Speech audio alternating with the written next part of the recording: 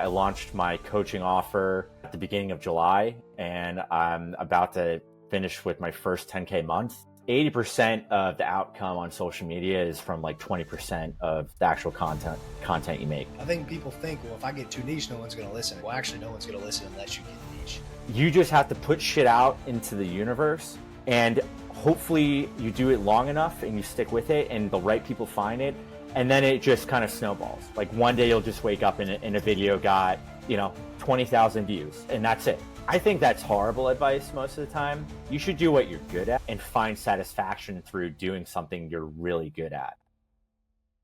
What's up, guys? Welcome back to another episode of the Side Hustle Experiment podcast. Today we have Brent. He's a former Amazon FBA seller. He stopped doing that, and now he has a fitness product and is a fitness offer. So thanks for being here, man. We're going to talk all about that. Yeah, I'm pumped to be here. Thanks, guys.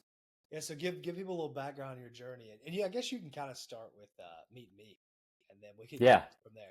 Because for all the context for people too, he was a coaching client of Amazon for me, and very short into it, I was like, dude, you shouldn't do this. You should do this. You have other talents. And then it came full circle and it worked out. But you can start there. Yeah, for sure, Drew. So it was back in May 2023. So I was I'd been, take a step way back. So, I was on Twitter all the time, or X, whatever you want to call it. And, I came across like the bow-tied accounts, like Bow-Tied Bull, and, started reading about, side hustles, right? Like my whole thing was like financial independence and, what can I do to set myself up to provide? I was expecting our first daughter at the time. So, my brain was kind of wired, like, I got to make more money. Like, how can I do that? Online money seems like the best way. So that led me to Amazon. I started following more and more accounts. And then I want to say right when my daughter was born, I joined a coaching program for that. And, it was what it was. And, I wasn't overly happy with how it went. And, through Twitter and just following all these different accounts, I came across you, Drew. And a couple months into that other programming, I was like, I think I'm good with this. And you and I connected. And then we worked together through that holiday season. And you helped me a ton. And, it was probably like right after the holidays, probably like maybe February. We were just like catching up, I don't even think we were really talking about Amazon at that point. We were just talking about, you were doing some other stuff with, online offers and like low ticket stuff to pull in some money. And, during that conversation, it just kind of like clicked for me. And we were like talking about the fitness stuff. And I was like, I feel like it's something I could do. And I mean, I told you this the other week, we were catching up, just like giving you an update where I was at. Like, that conversation kind of opened my mind to, okay, I have like this whole other platform I could transition to, and like, I could be good at this. So I started posting on social media. And it probably took me like a year of doing it like on and off, cause I wasn't getting like a ton of traction at first and I didn't know what I was doing. And then, that took me to about the fall of 2024. I kind of started getting some momentum, specifically on TikTok. Like TikTok was blown up, and it was just kind of funny because it was like when everybody was like, TikTok's getting banned, it's going away.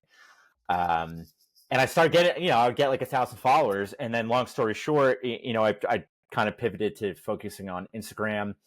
I joined a coaching program more focused on, building a social media presence and also leveraging that to provide an offer, which is where I'm at today now. So it's kind of crazy to say, like 4 months ago, I had like 200 followers.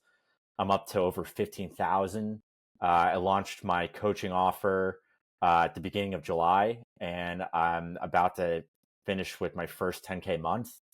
And it's just kind of insane. Like, it happened so fast, and it's just like full speed ahead. It's like, this is a real thing, like proof of concept, like way, more than I could ever imagine.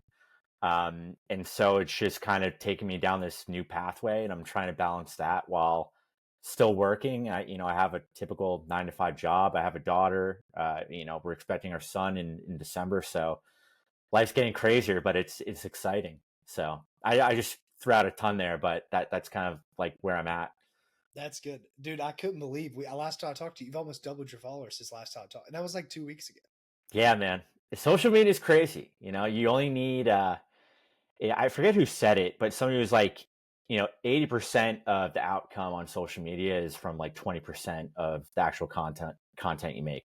Like I have a handful of videos that just rip, and like I get followers every day, and people are always hitting me in the DMs now and are like saying I love the account, like to ask about the coaching. So it's it really is one of those things where you don't believe it that you can do it until you just try, and then you get a little momentum, and then it's like we're just all gas now, just like going full steam ahead. Yeah, I like how you broke down. You were saying you had to talk for a long time, but it's good that you did that because I think you're in a situation that's like everyone, man. You paid for coaching programs. You're like had no clue what you were going to do, trying to find your way, did something, pivoted out of it, and then you've like already made it. And like really, it sounds like a long time, but dude, that was less than 2 years ago. Yeah. Like when you started the whole journey, like it's really not that long. It probably hasn't even felt that long. It probably feels like you just now learned about all this stuff. Yeah, no, it's crazy. It happened quick. But yeah, no, I a lot of it was just kind of like being honest with myself. Like, what am I good at? What do I think I could leverage? Like, what are my skills? And I mean, that goes back to that conversation we had. You're like, dude, you could do this. Like, you have the personality. And that was kind of all it took. And then just doing it for longer than like most people probably would have been like, forget it. Like, I'm not trying, like, I'm not getting any traction. Like, I'm just going to stop, like, and pivot. And that's good. Like, I did that with Amazon. I mean, you definitely helped me kind of realize like, yeah, like that, follow your intuition on that one.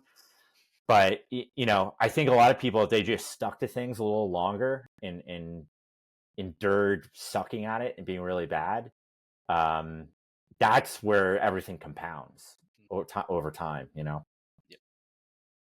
Yeah. So what didn't you like about Amazon? Like what kind of made you pivot? And I guess I have two questions. So what made you pivot from Amazon? And you said you kind of got like a bad coaching offer or it didn't work out, however you wanted to say that. What made you go and be like, I'm going to go work with Drew? Yeah. Like, because a lot of people would be like, oh, it didn't work. Like, this thing is stupid. But I think that's really important because I've been in the same spot where you get bad coaching and it's like, it doesn't mean you never get coaching again, but Yeah, it's hard to get over. So, for kind of sure. talk a little bit about that.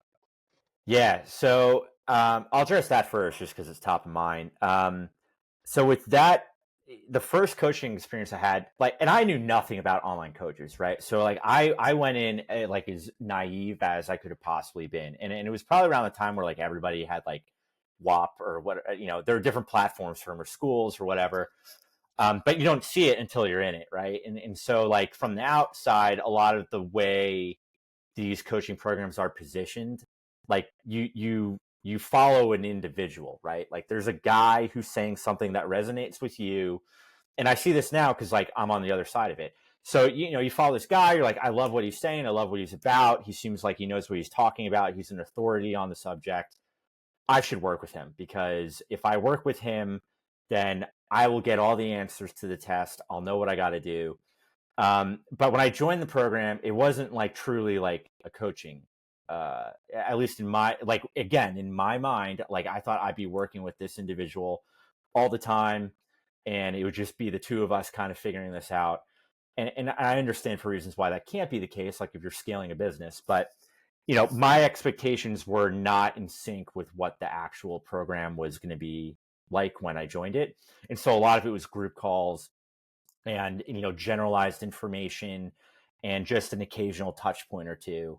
And so I never really felt like I had the tools or the knowledge to figure it out on my own, like because I was starting from zero and like I could get most of the way there just kind of just reading resources and whatnot, but I just expect a little bit more hand-holding for like the value that I was providing as far as paying for a fee, right, for the membership.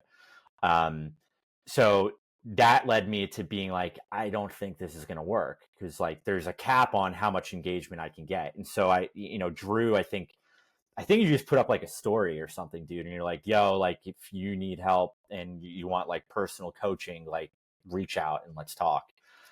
And with him, it was like truly like one-on-one. Like it was just jumping on calls like this, and like we would just be talking about whatever, and he would show me stuff, and I would bounce questions off of him. And then, in Discord, we were always just like hitting each other up and talking about stuff. And like you clued me in on like SKUs, even like, dude, like check out this product. And like that was huge because like that was what I was looking for. So, in both cases, it was a big investment. But in one case, it was like, for what I was paying, it's like, it's kind of crazy how little, one-on-one time we were getting. Whereas Drew is like, I got you, dude. Like we crushed the holiday season and it was great and I felt good about it. So, when I pivoted at the end of the, right after the new year, I was like, like I'm good. I know what I can do with this and what it can be. And I just don't think it's for me anymore. Yeah. So obviously, though, that led to my crash and burnout of having like 15 people like you talking to me all the time, which is crazy because a lot of you guys I'm still in touch with, and like you guys are like my friends, kind of. Like I wouldn't even look at it as like a coaching situation, but a few bad apples can like really ruin the whole thing.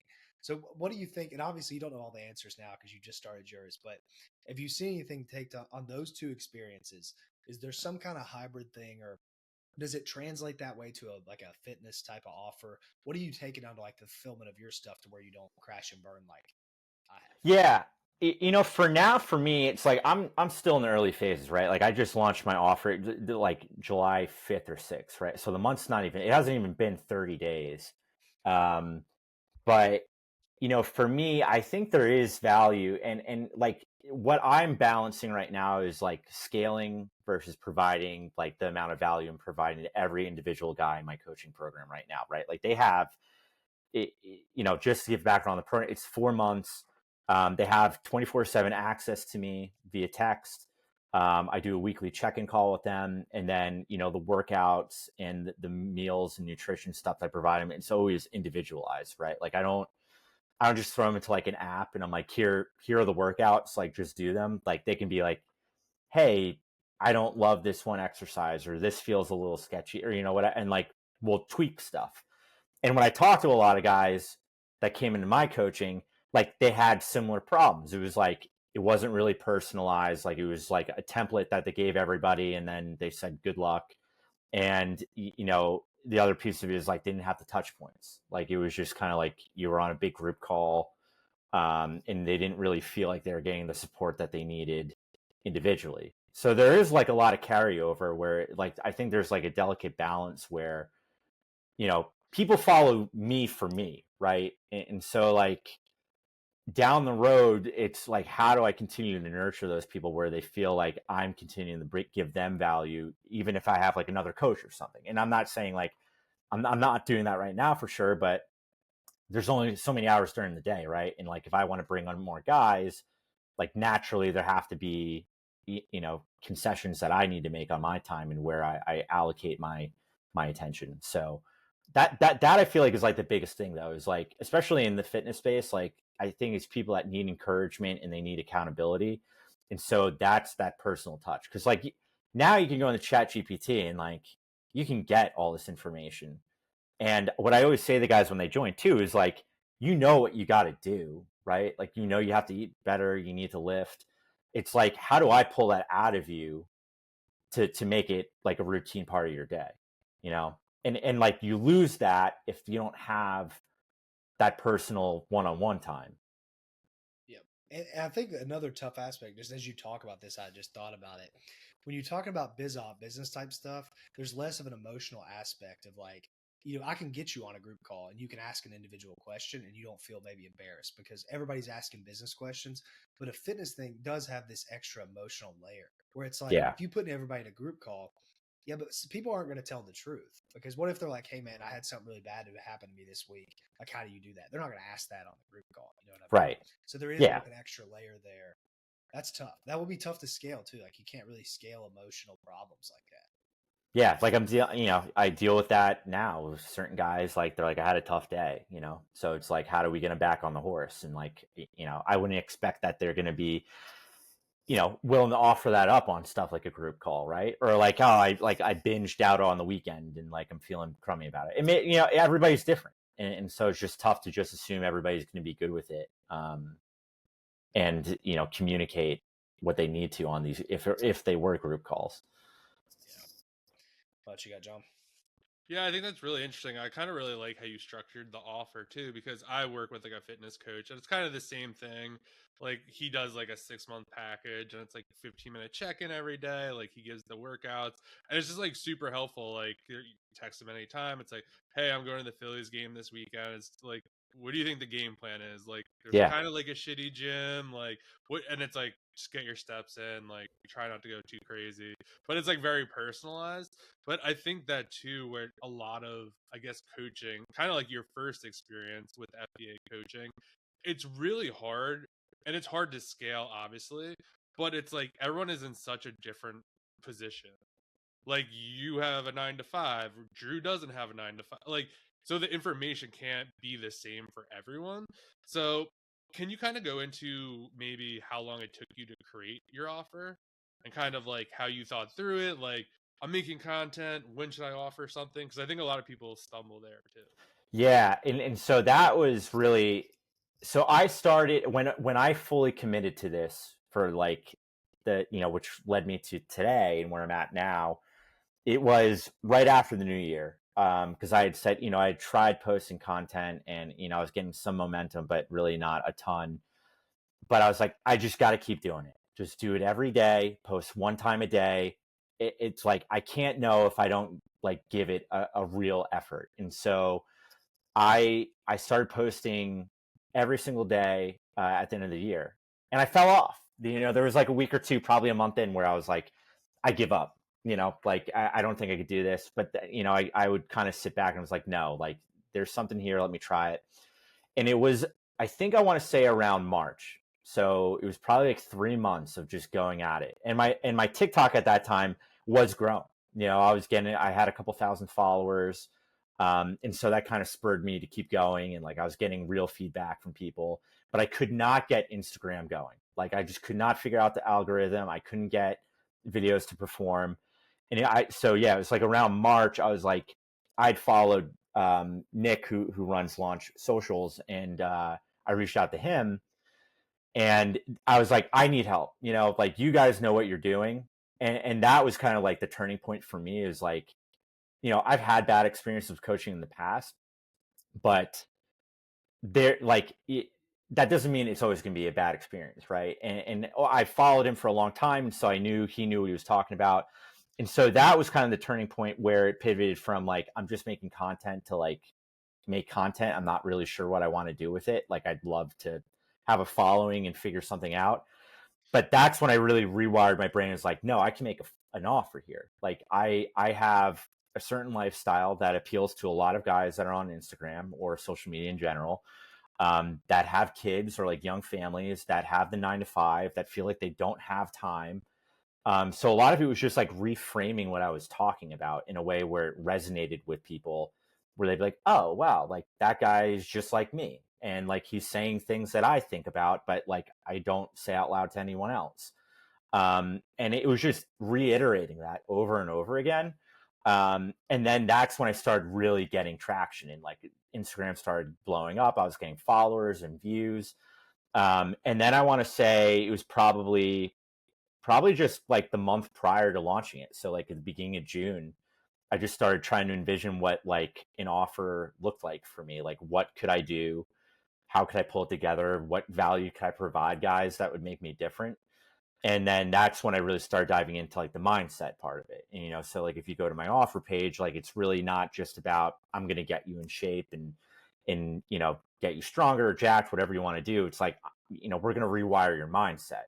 And so that this stuff, you maintain it after the program, right? Because like my program is a failure if everybody that goes through it is good up until that 4th month, and then 2 months later, like, yeah, I'm kind of just back to where I was before I joined. So it was really just figuring out like what my messaging was and what those pain points were, and then just doubling down on that, and, you know, taking feedback from guys that messaged me and whatnot.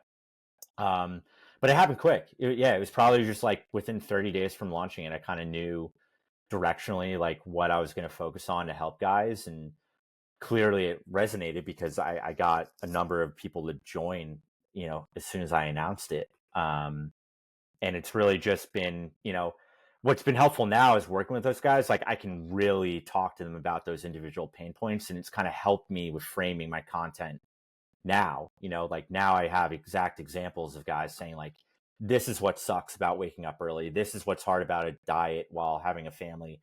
This is what's hard about a sleep schedule with a toddler that wakes up in the middle of the night, and like, how do you wake up to work out early? So it was a combination of all of that, but it happened fast. Like once I kind of had the basic vision of what it would look like. You're through the hardest part. I feel like the hardest part is like getting the audience and like figuring out what you're going to do. But once you can do that, like even if you would have launched some program that was like horrible, like you structured it wrong, everything was wrong, you would have just got the feedback, and the next person you sold, you'd have had that feedback, and the next person, and then the whole time you're making a flywheel of content. And it's like Yeah. you're just on a snowball.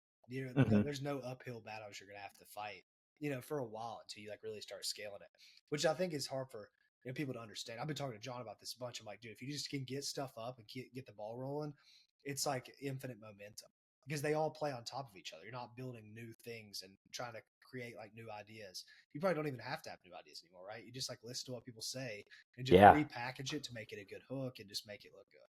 Yeah, no, it's really like once you start getting the feedback, like it just clues you into like what your targeted demographic like wants to hear more about, and then it's like what you said, it's just kind of like framing it in a way that's consumable and people like it. And it's huge because like it's just funny because like that's how the process evolves. Is like for me it was such a content problem at first, and now like the content's not really the problem. Like I have massive account. Like there's this 800,000 follower account. He's like in the fitness space. Word for word has copied 2 of my reels. Oh, that's brutal. Yeah. Wow. And he's getting huge views, but it's like, all right, if this dude is copying my stuff, it's performing really well. Like I know my content's good because I've dialed in like what is the core messaging and like what are the things that resonate with people. Yep. Another important thing I've noticed you do, and maybe this was the click that made you from I wasn't performing well to now I am, is before you were probably just a fitness guy, but now you're a fitness guy specifically for men that are specifically dads, that kind of thing. I think people think, well, if I get too niche, no one's going to listen. It's like, well, actually, no one's going to listen unless you get niche because there's a billion fitness guys. Why would I follow you? Yeah. If I Yeah. meet your criteria, I mean, obviously it's working. There's like 15,000 people there like you at least, and you're going to get to 100. So I think that's important too. Is that one of the big things that switched there? Yeah, it's like what made me unique, and it wasn't like me working out in a home gym that I built, cool. Like a bunch of guys do that, but like you had to find that like emotional thread, and like so a lot of it was like, well, when do I work out? It's like I wake up at 4:30 a.m. and go in my garage to work out, so then I see my family in the morning. I'm able to have a routine, like eat and then get to work, and that's really has been the biggest change is like just finding like those minor tweaks and like how you present the ideas, um and then like the audience kind of finds you, like, oh yeah dude, like this is exactly what I do every day, like I love it, like keep going. Did you have any doubts about launching coaching? Like you're doing free content, and now everyone gets like imposter syndrome. You're like, oh, I don't know, should I do this? Like everyone's gonna hate me. So if you had that, how'd you get over that?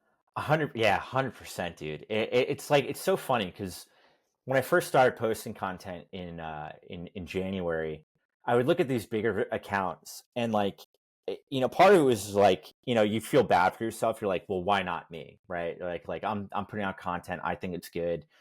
But then the other part of it is like you start doubting yourself, right? Because you're like, I'm not getting the feedback. I was like, maybe I'm just not meant to do this, and like it's just like hard to envision yourself 3 months ahead, right? Like not even a year. Like I think that's part of the problem is like everybody wants to get instant gratification for everything. Like it's like a matter of, well, I worked hard for like 30 days, so like why isn't it happening for me? And it's like, no, like you might have to work hard for like a year before stuff really falls into place. And so I constantly doubted myself for 3 months, and like I said, like I stopped posting for like a week, But I think it was just a matter of like, when you really want to do something, like, I think you just have to make like a contract in your mind with yourself and be like, you're going to do this for 90 days. You're not going to miss a day. And then we'll reassess, right? Like, yeah, after that amount of time, like, you probably have a good idea of like, maybe there's stuff I'm not doing right, or it's just not the right fit for me. So it was really just kind of like having, and I hate like quoting Hermosi, just because, like, everybody fucking loves like the little cap cuts. So I don't know if I can curse on these things, but like, he's like one of those guys. Like, everybody's like, oh yeah, like Hermosi says blah blah blah. But like, the thing that really did resonate with me is just like, you're gonna have to do stuff for like longer than you think is a reasonable amount of time and be really bad at it. And then like, it'll just kind of work out eventually. And that's what I just kept telling myself, like, every day. And I had to tell myself every day, multiple times a day, is like, just stick with it, dude. Like, just keep going. Like, I was showing Drew, I'll show you guys. I have like this little tracker on my phone, like it's some stupid app. And all it does, it's a little check mark, right? If you did something that day, like, you check it off. And like, that's what it looks like. Like, see, like, I fell off right in April, and then it's just, I've stuck with it since then for 3 months now, and like, everything just kind of worked out, right? And so like, the hardest part is like, you don't know when that like moment where like it clicks happens. You just have to keep putting in the work every single day, and like, logically it should eventually happen, right? Because like, you should be iterating and learning from what you're doing and getting better at it. But like, for something like that, for like a lot of stuff in life, like, there's no tangible, like, well, it's not like a financial designations, right? Like, everybody's like, oh, I'm studying for this or that, and like, once I get that, I'm going to get the raise and I'm going to get the promotion. Like, for like business and like content and stuff like this, like, there isn't like a benchmark. Like, you just have to put shit out into the universe, and hopefully you do it long enough and you stick with it and the right people find it, and then it just kind of snowballs. Like, one day you'll just wake up and a video got 20,000 views, and that's your first, and that's it. Like, once you hit that, you're off to the races. And that's the hardest part I struggle with, is just like, there's no designated amount of time I can put in where I know I will be guaranteed an outcome, but it's continuing to do the work despite that, and just believing that it will happen eventually, and it's like a little bit of a hokey, like, rah-rah speech, but like, and that's what it is. And that's most things in life, so it's like, you just have to have kind of a blind faith that it's eventually going to work out if you put in enough time. That's going to make a sick clip. I like that a lot too. You like tied it back to school, because like Hermosi's like, I don't know if he's ever said it, but someone either on this podcast or I heard it. It's like, hypothetically, even if you don't go to college, you go to school for 12 years. And if you go to college, that's 4 years. And like, you're expecting to spin something up in like 30 days. Right. And, Yeah. like, you're willing to go for 4 years, but like, you're not willing to give, or in your case, 90 days. Like, obviously it's going to take some time. So it's always funny to like think about stuff like that. Yeah, for sure. Yeah, people are just not patient enough. Myself, like, I'm guilty of it all the time. It's like, the goal always changes, right? Now for me, it's just like the growth. I'm like, okay, now I'm not where I'm at. It's like, all right, well, like, this has been 1 month of doing this, like, you kind of have to like rein yourself in a little bit and be reasonable. Yeah. What about people around you? Did you ever have any like, they had the wife being like, why are you posting these videos every day? Or did you have our friends that were like, what are you doing, dude? Or do you even mention it to other people? Yeah, so that's a funny question. If you could just take 2 seconds and subscribe to this YouTube channel, we would greatly appreciate it. We're trying to get to 5K subscribers by the end of the year, and the more subscribers we have, the better guests we can get for you. So you literally just take 2 seconds right now, hit subscribe. It will also let you know when new episodes go live and everything we're up to. Thank you so much. So my wife was like all about it. She works for a guy, Michael Chernow. He's pretty prominent like in the fitness space. And so like, she kind of like knows what that looks like, right? So she was like, yeah, like, why not? And she's just like, I have a great wife. Like, she's the best. Like, she supports me all the time. So like, she wasn't a problem. But like, it was funny. I actually, when I made my account on Instagram, I blocked virtually every single acquaintance in my personal life because I wasn't ready. Like, I wasn't ready to have that conversation if like a buddy saw it and like I had like 100 followers.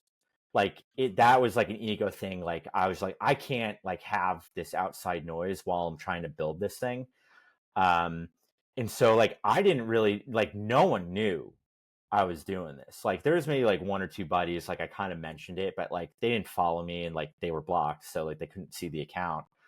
Um, and so I kind of did that as like I just need to be like in the trenches and like work on this and not have those outside opinions. And not necessarily like they would have like changed my mind about it. Like I was pretty resolute, but I didn't want like I don't know. Ever since 2025, like I started the year as like I'm all about like energy that serves you in your life, and so like if certain people are going to bring certain type of energy where it doesn't serve you, like I'm going to avoid it at all costs. And so that was like my way of doing that.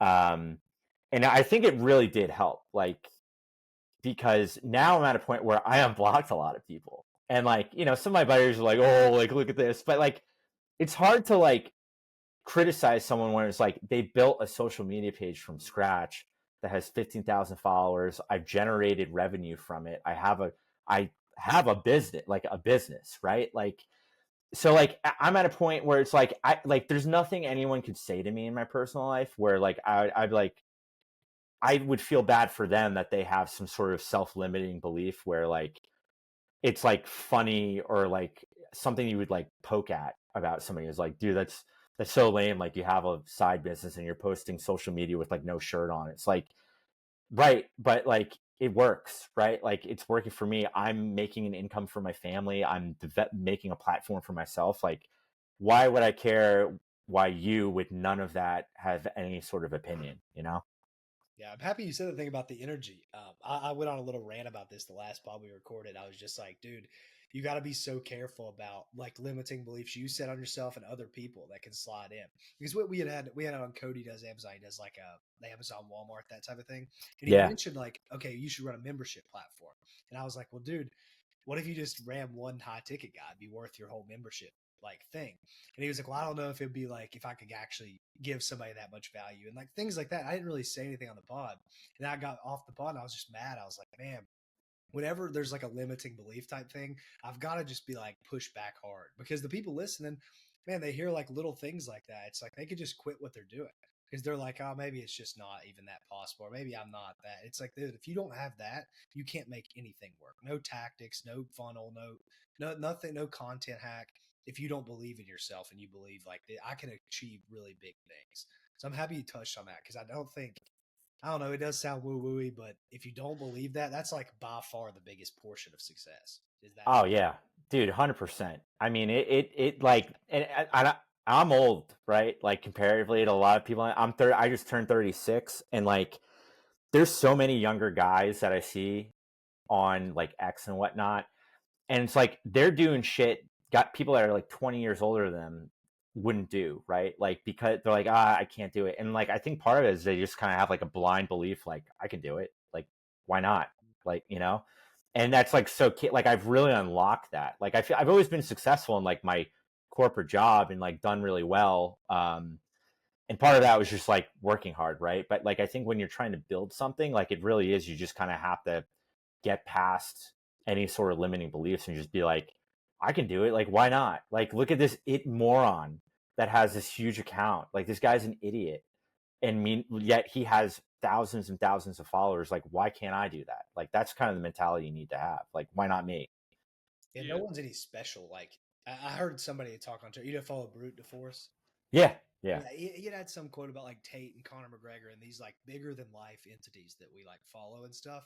It's like, dude, that guy bleeds, that guy cries. Like when that guy looks in the mirror, he probably seems smaller than you seem to yourself. Like he probably has more self confidence issues like deeper down than you do. And look what those guys do. You're like those guys are unbreakable.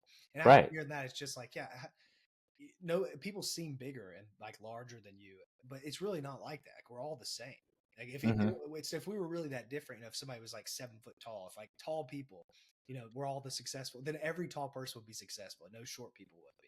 So it's like no matter what you put on yourself, like there's no distinct trait that makes people successful. Like everybody just has all these traits, and then you use everything that you have to push forward. And I think that helps a lot with the mindset stuff as well. 100%. Yeah, I think most of it is mindset too, like you were saying. And I do think more people should kind of do what you did and just put your head down and work. I was actually telling you before this podcast, it was like I do the Amazon influencer program, and I used to do a lot of FBA. And like when I first started doing the influencer program, like my initial thought was like, I'm going to talk about this, I'm going to document it, I'm going to do all this stuff. And now I didn't do any of that, and like I was able to like really go much faster and not have to deal with like, oh, that's stupid, like why are you making videos, like how are you doing this, how are you doing that. And I think it just wears on you more than you think, because like you were saying, when you have those bad days, like, oh, like Drew did say this is kind of stupid, so like maybe he's right. But like if you don't open yourself up to that, I think it's really helpful to like really push through. Big time. I want your thoughts on coaching programs. It's like a serial coaching program purchaser. So, what is your? Why have you bought so many coaching programs? And what's your? Obviously, this has led to you because you had like decent success with me, and then you got another one. Like, what? Why is that even happening? How have you not failed at everything? And why do you keep buying them? You know, like what's the thing? Yeah. So, I mean, part of that, you know, it's that you probably get a different answer from different people, right? And like why they use coaching. So for me, like, again, because I'm older, like I'm very established in my career, like I have money that I can spend on things outside of like, you know, everything else I have to take care of. And so like if I want to do something where there's like a major moat in the amount of, you know, initial knowledge that I need to do that thing, like I can easily see the value in a coaching program, because it's like my time is super limited, right? Like I get up early, I work out, and then I'm working, 10 hours a day or whatever it is, whatever the certain day is. And then I have my family, right? And like I'm trying to be present for them and hang out with them. And so to add in starting from ground zero on something I know nothing about, but I'm like, I think I could do this, but I just need like that groundwork. That's where I see like the value in coaching stuff for me, is like I have the ability to pay for that, access to that knowledge, access to someone that's an expert in the space that can kind of like fast track me, right? So that I don't waste 6 months just trying to get like the basic stuff down. Like they can kind of direct my attention to the exact things that I need to focus on, and guide me through that. Like, because like that's the hardest part, right? Like getting started, I feel like, is just the roadblock for most people. Like it's either there's too much information out there, so they don't know where to start, or they're just so clueless they don't know where to begin because they just know nothing. And so for me, the coaching, like when I joined for building my my content and my offer, it was like there are people that know vastly more than I do that I could ever try to learn, in a short window of time. There's the social proof because I see all of the people that are successful after working with them. So like this seems like a slam dunk. Why wouldn't I do it? And so that's like the appeal to coaching for me, is just like I'm in a point in my life where like my time is super limited and I have the flexibility financially to make the investment. And so why not just make that investment, which is where most people get hung up anyway, and use that again to just kind of accelerate that growth and get past that initial starting phase where I'm most likely to get discouraged because I'm not seeing results fast enough. Yep. What have you learned about what makes, like, let's say you're looking for a coaching program. Now that you're on both sides of this, what makes one, like you would go for that one? I know you mentioned the social proof. Is there other stuff there that like, okay, that's a good deal, and I'm not just gonna get thrown into a machine? Yeah, I think personality is a big thing. Like you and I like would just bullshit about like whatever, and like you said, like yeah, you're not even like clients, it's like we're friends. It's like yeah, like we talk about like Shane Gillis podcasts on, like I think being able to get along with whoever you're working with is like a massive thing, because like that's a thing where like even now with the guys I'm working with, like I could see myself just hanging out with them. Like they're like we're just very similar and like we get along. Like, and I genuinely like enjoy getting on the calls and like talking to them. And like I'm like, but like when they're over so fast, I'm like, damn, like that went kind of quick. Like I could have talked forever. And like in that first experience is like, I don't know if I necessarily felt that. Right. And so I think having that personality match is really important. And then I think the other part, like there's a social proof of it, but like I think just to double down on that, like just showing that they're like a true authority on like whatever the subject is, I think is really huge. And like now I have like a different way of looking at people where there's certain ways they position things or present things where I can see like, no, they're actually like an authority. They're not just good at the positioning, right? And making it seem like they're an authority. They truly like live this and like know everything about it. And like they seem trustworthy because of that. Like that's like the biggest thing, right? Like nobody's going to join your coaching if they don't find you to be like a high character person or like trustworthy. And unfortunately, like some people are able to do that, and then people come to coaching and they're like, yeah, that guy, like it was no good, you know. But I think that is an important piece of it too, is just kind of showing that like, you know, you have character and people can kind of trust you, and especially like for health and fitness, right? Like that's like a major thing, like, right? Like we all think and care about our health. So you like really want to make sure in my position, like that people view you in a way where it's like, yeah, like he seems like a cool guy, but like I could also trust him to give me, you know, good advice. So what's your goal with it? Is your goal to quit your full-time job, or you're just going to have this as a side hustle, or what are you trying to do with it? I would love to grow it as big as it can possibly get. I just think it's opened my eyes to so many avenues to building. Like I'm like addicted to it, you know. Like all I think about is this now. Like it's like give it, like when people are like, I've always pushed back on this, like do what you love, and you know, fuck the rest or whatever they always say. I think that's horrible advice most of the time. Like you should do what you're good at, and find satisfaction through doing something you're really good at. I think a lot of people kind of get led astray, especially like in the typical like 9 to 5 corporate life. Like people get so hung up on like finding their passion or whatever. It's like, well, no, like what do you do exceptionally well that will put you in a place where you can leverage that skill to get paid the most money possible, right? Like that's what it's at the end of the day.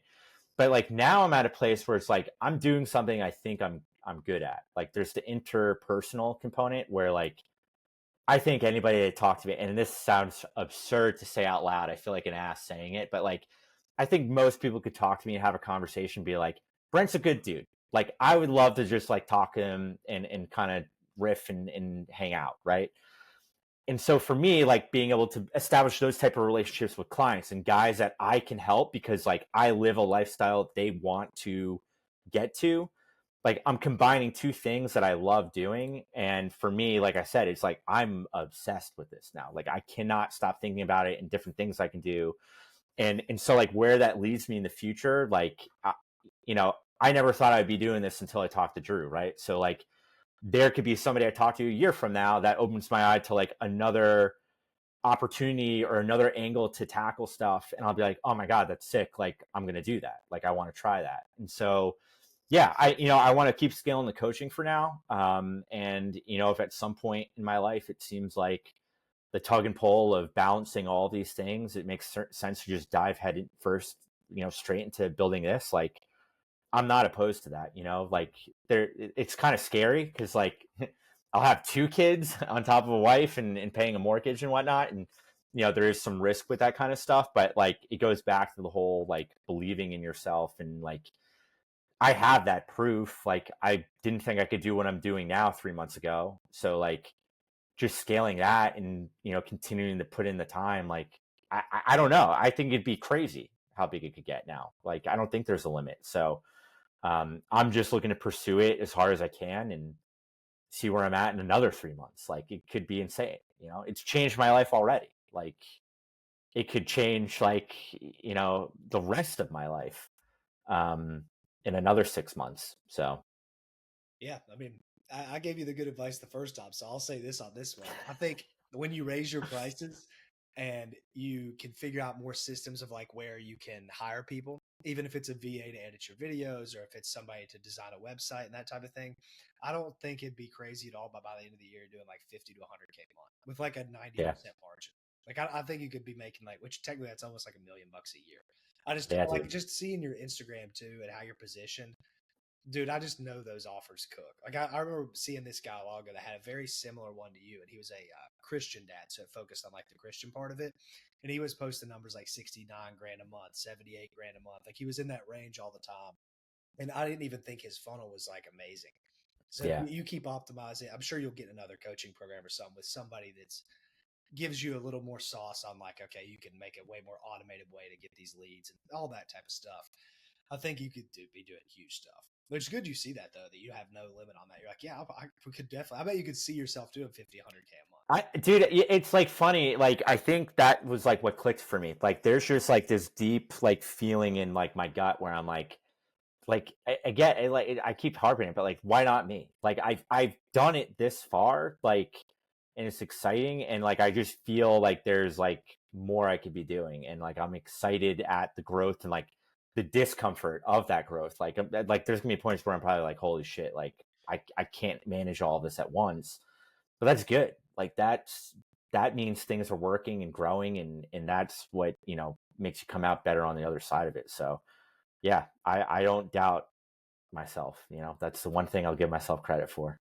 Your self-awareness of you being like, I'm a good guy. I think people like to talk to me, even though it just sounds like you're glazing yourself. It is true. Yeah. I always felt like that. I was like, you're an easy guy to talk to. This is and you seem trustworthy. That whole trustworthy component. Most people have to work to be trustworthy. You'd have to work to be untrustworthy. It'd probably look weird if you did that. Yeah, no.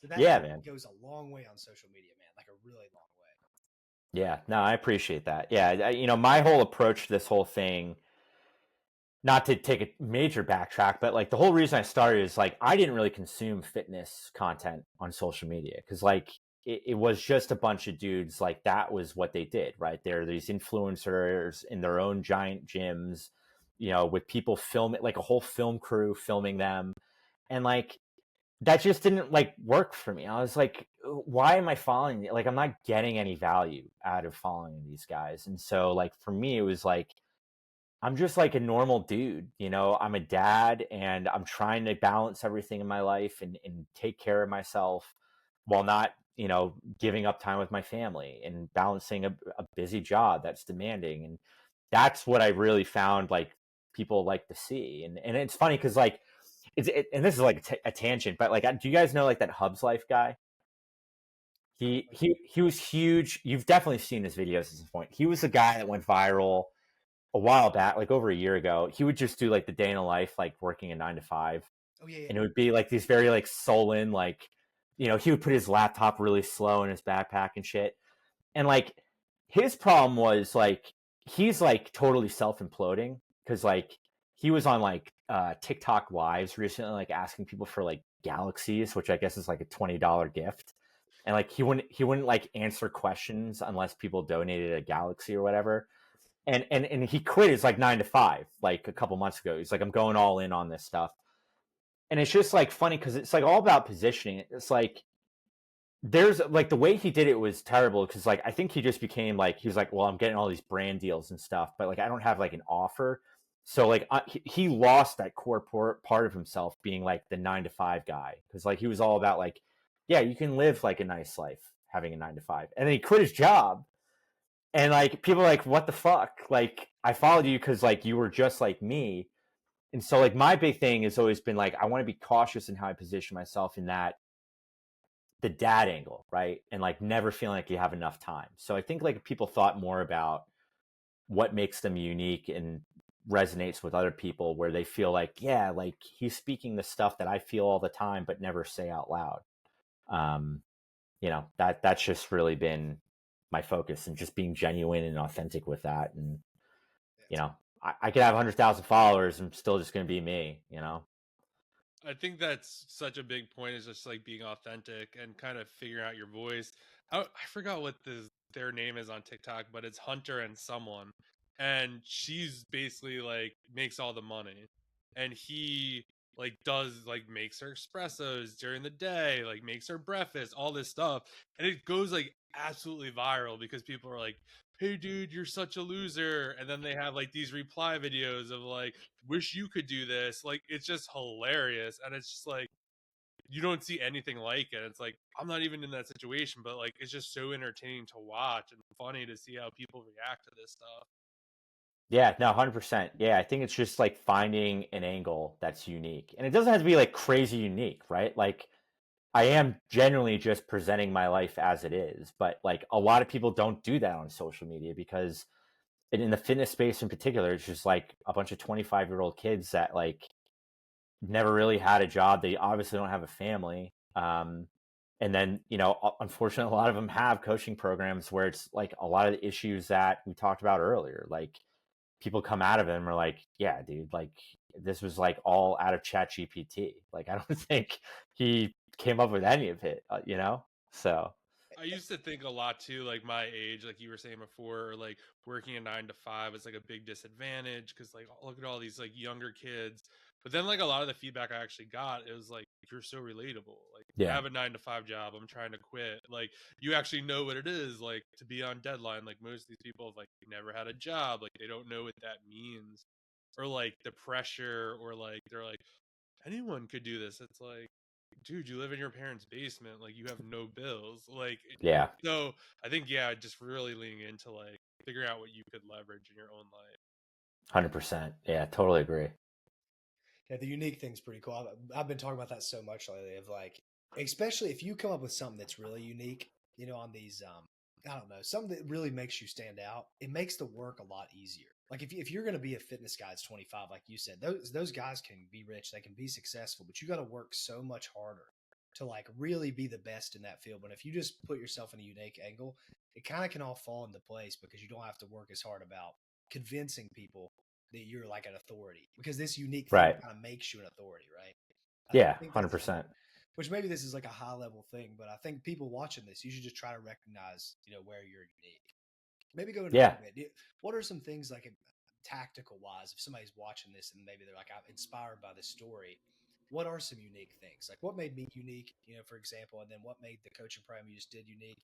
And then just a few more examples. I'm sure you can brainstorm pretty well because you have a pretty depth knowledge about it. Yeah, I think being unique is like what is ordinary about you, but like you put your personal touch on it, you know? So like everybody technically is unique, right? Because we all have our own personalities. And I think that was like a major roadblock for me because like when I first started making content, like it was trash. Because like I was trying to be someone I wasn't, like I was trying to follow and recreate the content I was seeing other guys making that was performing well, right? Like getting views and likes and engagement. And so my content suffered because of that, because like I wasn't speaking like my true voice. I wasn't really speaking to what made me me. And so I was putting out these shitty, like second rate videos of a guy that didn't really exist. And so, like, the big thing was, and then I went the total opposite way. I was like, I'm going to be like super unique. But then it was like, I was also forcing a personality. Like, this is like embarrassing to admit, but like, when I was first making accounts and messing around, I was like, I had this dumbass idea. I was gonna make a TikTok and like review, because I love like stimulants. So, like I'm always just ripping like Zins or energy drinks or whatever. I was like, I'm just gonna review like energy drinks and just see what happens. But I was being this like elevated, weird version of myself, and thank God I never posted any of them. I just filmed them, and I like watched one back, and I was like, I cannot ever let any other human being ever like witness this. This is horrible.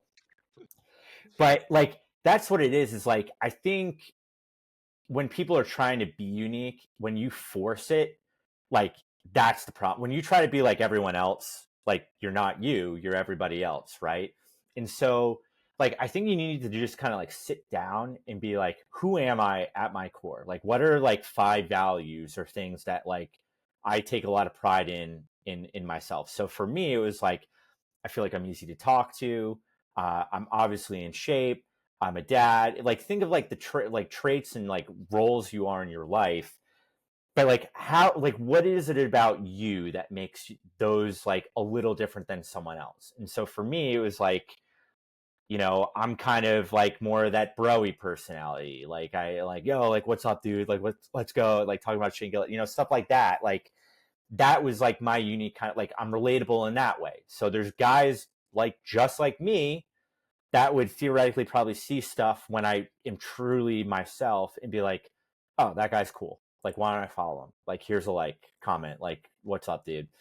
But I feel like today there's just so much exposure to different content and personalities, and people get so wrapped up in being like, they're successful because they behave this certain way. And if I just behave that certain way and take on those same traits, like I will be the same.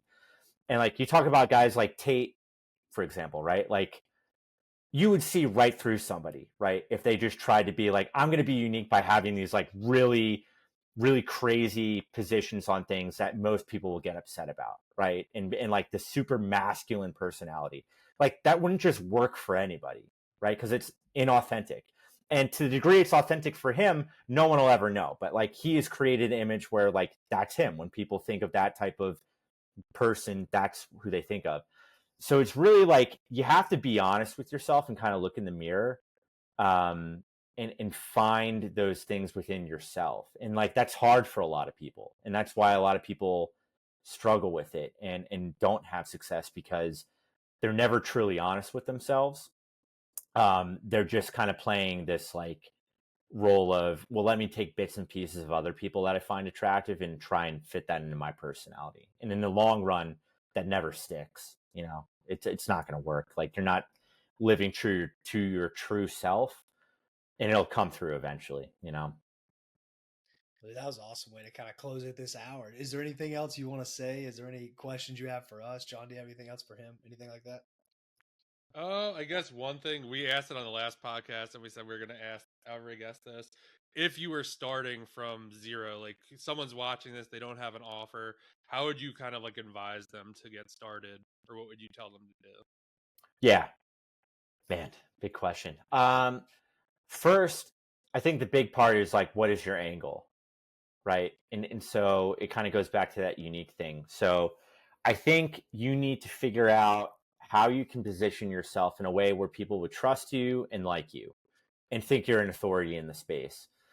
And you have to just continually build that groundwork, and find like what your identity is, because that everything around your offer comes from your identity and how you're presenting people.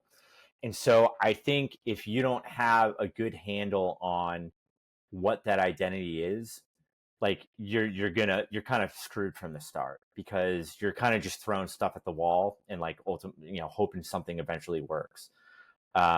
So that would be my biggest piece of advice, is like really figure out the identity in your messaging. What do you want to communicate to people? What do you think will resonate with people? And and the emotional aspect is like the biggest part. Like, how are you going to get people to pay attention to you because you key in on those emotions? Because if you do that, it kind of creates that snowball effect, like it did for me.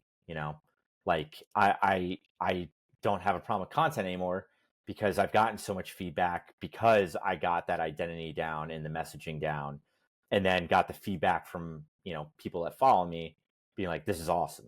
And it was like, all right, I'll just do more of that. Like that seems to be working. So that's probably my biggest piece. It's a little general, but I feel like a lot of people, I see it too, is like they just don't know exactly like what are they trying to present as value to other people. You kind of have to nail that down before you can even get started. Awesome. Well, what's your socials? Where can everybody follow you if they want some coaching as well, I guess? Yeah. So I'm on TikTok and Instagram. It's just Brent Richard _. Yeah, come follow me, hit me up in the DMs. I respond to every DM I get. So make me busy enough where I can't do that anymore. I have to pay someone to do it. Awesome. But this is awesome, guys. I appreciate it. I'd love to come back. Yeah, definitely. Oh yeah. Give you an update on where things are at. How you close it off, John? Guys, go follow Brent, like, subscribe, and we'll see you guys in the next episode. Peace. Later, guys. Take care.